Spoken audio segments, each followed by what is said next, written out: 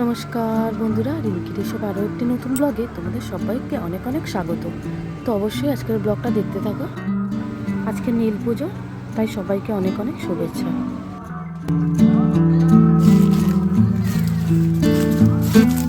কি হ্যাঁ, টিফিন খাবি? খা, বাবাকে বল, বাবাকে বল, বাবাকে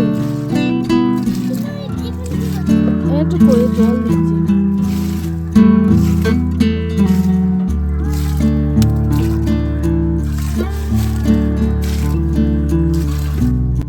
এখানে একটা পেঁপে গাছ লাগিয়েছিলাম অনেক দিন আগে, তো জল দেওয়া হয় না খুব একটা, তো আজকে মনে করে একটু জল দিয়ে দিচ্ছি আর খানিকটা মাটি দিয়ে দিয়েছি।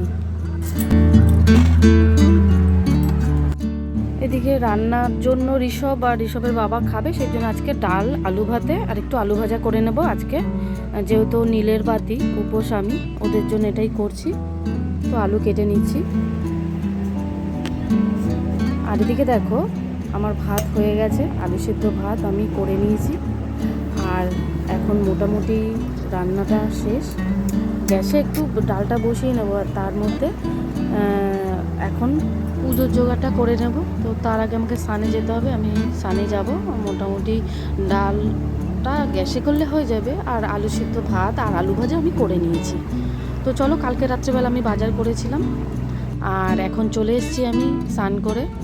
আর এদিকে আমি শিবলিঙ্গ স্নান করিয়ে নিয়েছি, এমনি জল দিয়ে আমি রেগুলার যেটা করি করিয়ে নিয়েছি। এবার একে একে চন্দন দেব, আর বাবাকে কাটা, ধুতরা, আকন্দ দিয়ে আমি বাবাকে এখন সাজাবো। আর আমি একটা জল তৈরি করে নিয়েছি, যেটা বাবার মাথায় আমি ঢালবো। এখানে ঘি, মধু আর গোলাপ জল দিয়ে দিচ্ছি।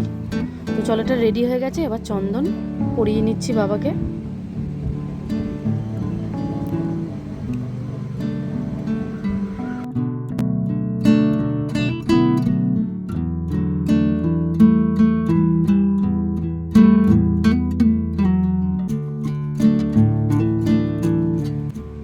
এবার দিয়ে দিলাম একটা বেলপাতা আর নীলকণ্ঠ বাবাকে।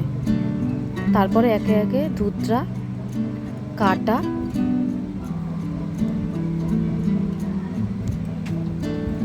আর আকন্দ ফুলের মালাটা দিয়ে দেব। আর আমি প্রত্যেক বছর বাড়িতেই করে থাকি, যেহেতু আমার বাড়িতে শিবলিঙ্গ আছে, আমি আর অন্য কোথাও যাই না, আমি বাড়িতেই দিই। আমি শিবরাত্রিরও বাড়িতে করি, নীলের উপোসও আমি বাড়িতেই করি। তো আমি যতটা পারি করার চেষ্টা করি ভালোভাবে, যতটা জানি। আর কে কে তোমরা বাড়িতে করেছো অবশ্যই কমেন্টে একটা জানিও। তো চলো, আমি এদিকে আমার আর যে বাদ বাকি রয়েছে ভগবানের ফটোতে আমি দিয়ে দিলাম ফুল চন্দন, আর এদিকে কোষাকুষি আর জল সংকটও দিয়ে দিলাম।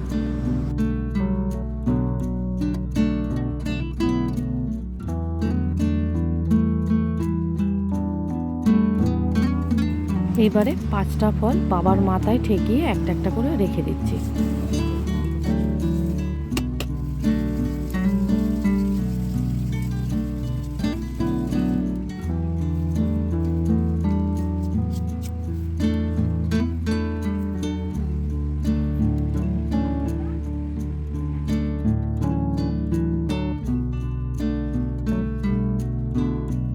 এইবার ঠাকুরের প্রসাদে তুলসী পাতা আর ফুল দিয়ে দেবো।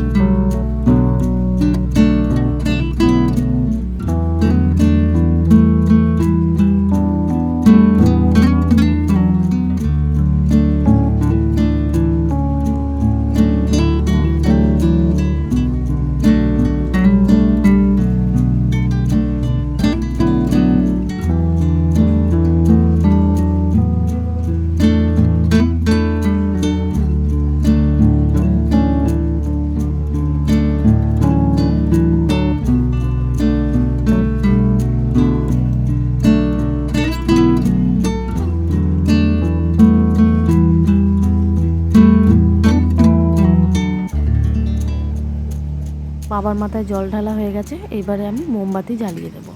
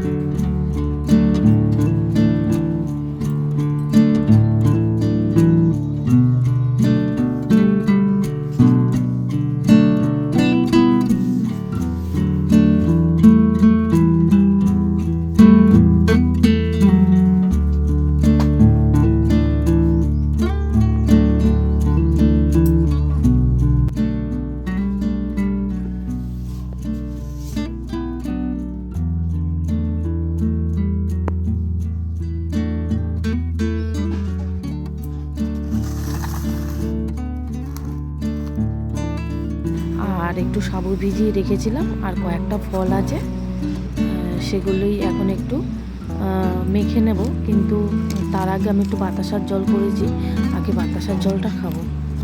তো এদিকে ভিজিয়ে রেখে দিয়েছি, একটু পরে যেহেতু ঋষভের বাবা খাবে, ওদেরকে দিয়ে তারপরে আমি এদিকে আসব। আর এখন নিয়ে নিচ্ছি একটু বাতাসার জল।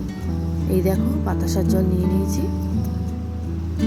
আর প্রচণ্ড তো জল পিপাসা পেয়েছে, আর তার আগে একটু চরণামৃত খেয়েছি।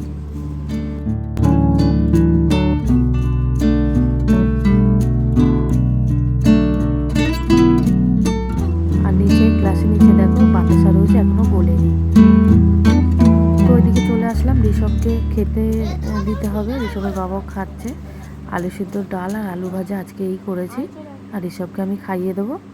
আর এখন এই শুধুমাত্র আমি একটু জল খেলাম, বাতাসার জল, তোমরা দেখলে। এবার ওকে খাইয়ে দাইয়ে নিয়ে তারপর আমি একটু সাবু খাবো। আচ্ছা, ডাল দিই, অল্প একটু ডাল দিই, অল্প। ঋষভের প্রত্যেক দিনকার রুটিন, খাওয়ার সময় কিছু না কিছু গন্ডগোল করবে, শুকনো খাবে, ডাল খাবে না। তো ওইদিকে দেখো আমি নিয়ে চলে এসেছি। সাবুর সঙ্গে রয়েছে দুটো বাতাসা, দুটো গুজিয়া, কটা খেজুর আর কলা দিয়ে মেখে নেব। আর একটা শশা নিয়েছি 2 টুকরো করা। তো চলো এটাই মেখে এখন দুপুরের খাবার এটাই খাবো।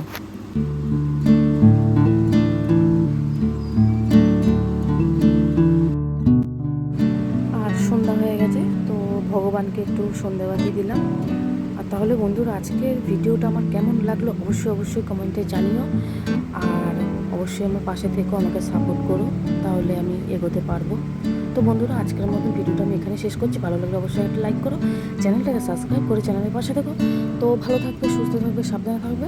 দেখা হবে আর একটা ব্লগে।